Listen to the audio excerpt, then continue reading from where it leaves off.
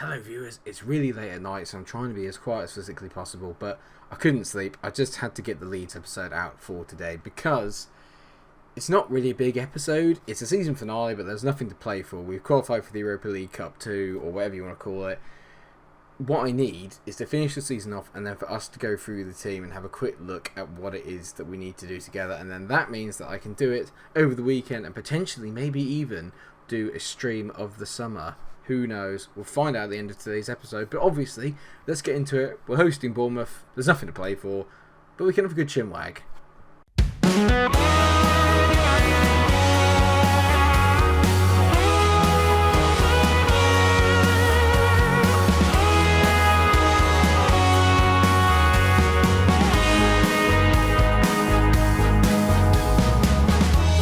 It feels a bit weird starting an episode with the fact that there's nothing to play for, but it is genuinely true. Like I said, we finished 7th, so we are officially now the best of the rest. Apart from Burnley, Arsenal finished down 10th, so the big six have been broken. Burnley have qualified for the Europa League next year.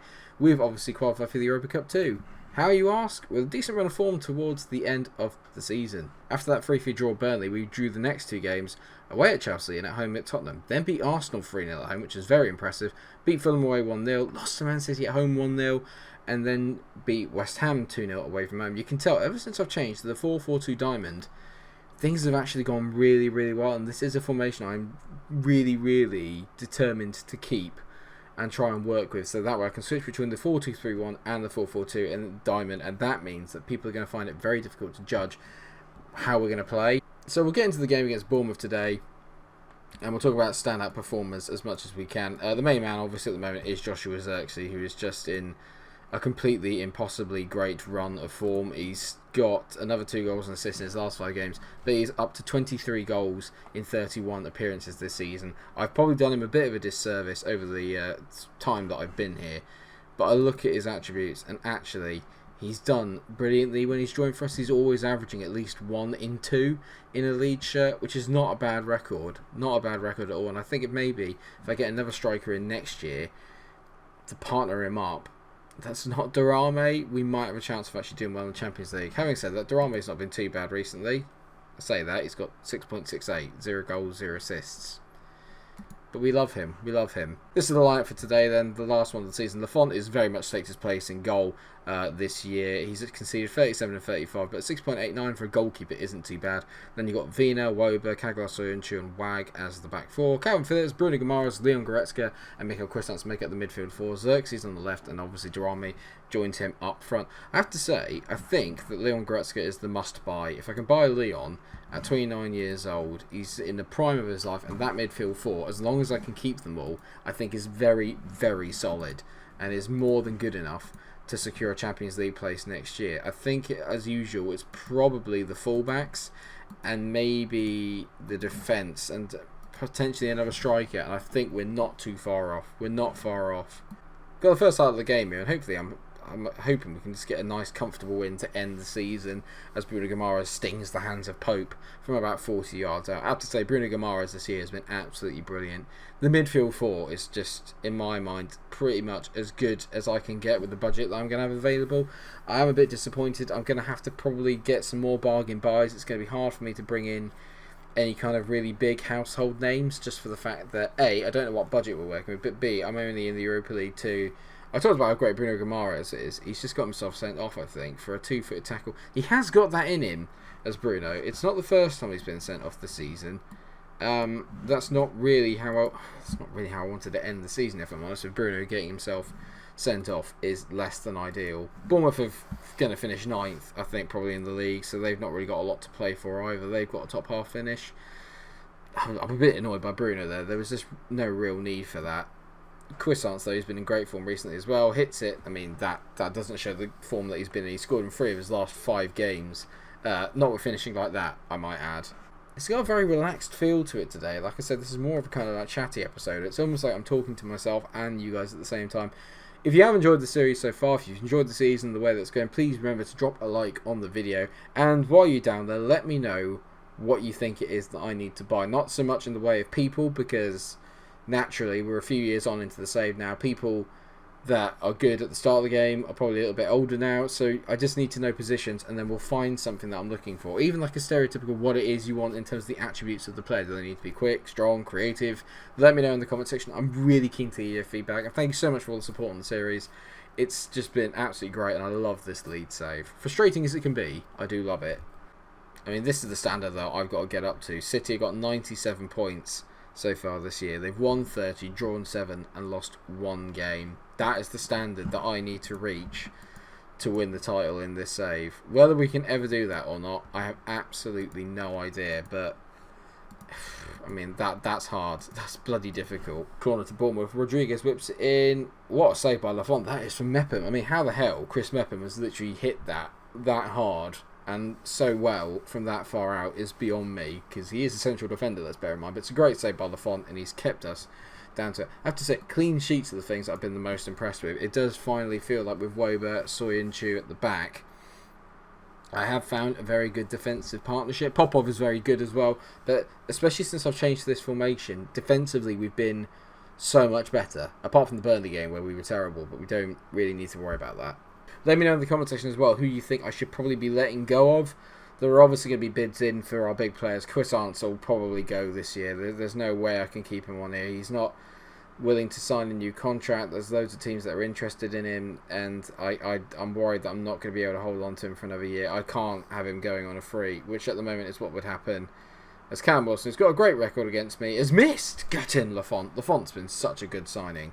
For £4.6 million, it's an absolute steal. And the game's opened up in the last kind of like 5 minutes as Pope hits the ball long. It looks like Bournemouth are finally kind of ready to come out and attack us a little bit. As Davies drills down the left-hand side. Great tackle there by Calvin Phillips, and Wag. This has got to be a decent ball forward. That is literally anything but, mate. Anything but. Ake into Davies. Mr. Davies!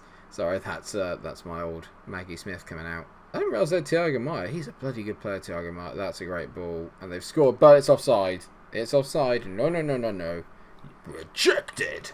I'm a little bit disappointed that we not won this game to finish off the season, but to be fair, once Bruno got himself sent off, it was always going to be a bit of an uphill task. And I'm sure you're all delighted that you tuned in for this one.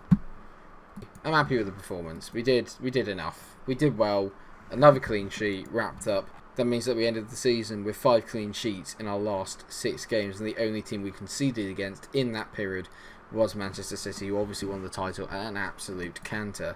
In terms of the rest of the Premier League, then we'll have a quick run through it. City were champions, Liverpool, United and Tottenham all qualified for the Champions League. Chelsea just missing out, as well as Burnley, only 2 points off Tottenham, who snuck into the Champions League places. In terms of going down, Reading actually didn't finish bottom. West Ham did in the end. They're going down with Norwich as well. Yes. Well, there's an extra at least 4 points next year for us. Get in. Joshua Zirkzee finishes with the Golden Boot winner, and Mikel Cuisance got the most assists in the league. That makes me feel slightly better. Well, I got some of them through here, but we haven't had all our personal awards come through, but there have been some named. Obviously, Joshua Zirkzee does get the Golden Boot. Can passionately say well done, mate. Finished 2 ahead of Paulo Dybala, which I think is a very good effort, and ahead of Harry Kane. He was in the Team of the Year up front with Dybala. Very well done to him. I've succeeded in a lot of promises, which is good. Joshua Zirkzee gets a Team of the Year bonus activated, so he's going to be paid 275 grand, but that's okay. And here we go. So board set initial budget 53.85 million. Oh, think about that budget is that a lot of that's got to go on Goretzka, because I have a £40 million or a £42 million optional fee to buy him. And what I want to know from you guys is, do you think Leon Goretzka is worth it? Is he worth £42 million? If I lose Cuisance, he's definitely worth it. There's so many questions that need to be answered. This is probably the biggest summer in terms of the entire save. I thought, obviously, when we came up from the Championship, was the biggest one, but this is definitely the biggest window now, because we need to make that jump next year. I need to make that jump into being a regular European qualifying team, not just a one-off one-hit wonder. In the season award, Joshua Zirkzee wins Player of the Year, no real surprise there. Pedrinho gets Goal of the Year. Dennis Popov was signing of the season, and Joshua Zirkzee gets Young Player of the Season, very good indeed. You can see here we were very much all the way through, just a very kind of like mid-table team. We sort of snuck in at the end where we had a little bit of a better run of form. I just need that consistency, and maybe playing the Diamond all the way through next year will put us in better stead, but I need to definitely strengthen the squad.